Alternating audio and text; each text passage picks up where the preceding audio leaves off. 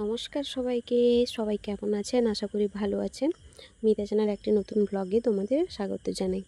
আজকের যে ব্লগ তার মূল কন্টেন্টটি হচ্ছে আমাদের ঘরে মাঠে কি কি হয়েছে সেগুলো তোমাদেরকে দেখাবো এবং নিজের হাতে আখ কাটবো। একটি আখ গাছ থেকে আরেকটি নতুন কিভাবে আখ গাছের চারা জন্ম হয় এবার সেটাও তোমাদের কাছে এক্সপ্লেন করব। হ্যাঁ, আখ কিভাবে ছাড়ানো হয় পুরোটাই দেখাবো। আর সঙ্গে আমার মাকেও তোমরা দেখতে পাবে এই ভিডিওতে। তো সঙ্গে থাকো, দেখতে থাকো। ভালো লাগলে ফলো করে দিও যদি ফেসবুক থেকে দেখছো, আর ইউটিউব থেকে দেখলে সাবস্ক্রাইব করতে ভুলো না বন্ধুরা। দেখো আমাদের ঘরে কত লেবু হয়েছে মাঠে, কিন্তু মাঠে একটাই প্রবলেম, বৃষ্টি না হলে জল পায় না, গাছগুলো শুকিয়ে যায়। এবার পাশাপাশি পুকুরও নেই যে সেখান থেকে জল নিয়ে দেওয়া হবে। হ্যাঁ, বাড়ি থেকে একটু এই মাঠটার একটু দূরত্ব আছে, সেই কারণেই।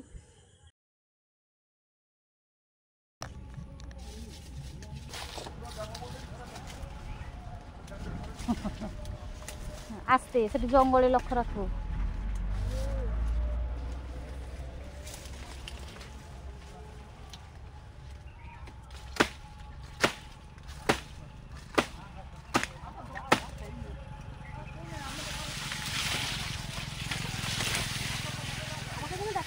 হ্যাঁ দেখা যায়।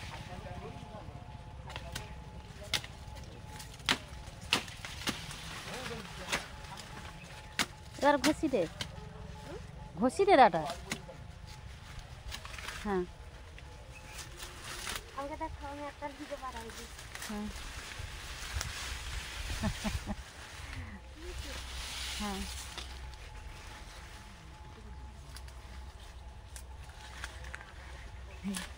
দেখি দে আগাটা কাটকটি। তো হ্যালো গাইস, আমি গাছের এই উপরের অংশটা, আখ গাছের এই উপরের অংশটা, এই যে দেখতে পাচ্ছ, এই উপরের অংশটা কেটে নিই। কেটে নিলে সেটা আবার নতুন আখ হবে, আর বাকিটা আলাদা করে ফেলে তোমাদেরকে দেখাচ্ছি। আখটাকে এইভাবে আমি ছাড়িয়ে নেব। হাতে ছাড়াতে যাবে না, কারণ এই যে এর পাতাগুলো আছে না, এগুলো খুব ধার হয়, হাত কেটে যায়।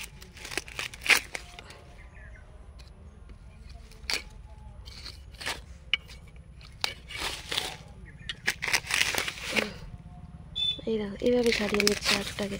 এই দেখো পুরো আখটা দেখো, কোনো ভেজাল নেই, একদম ন্যাচারাল জিনিস।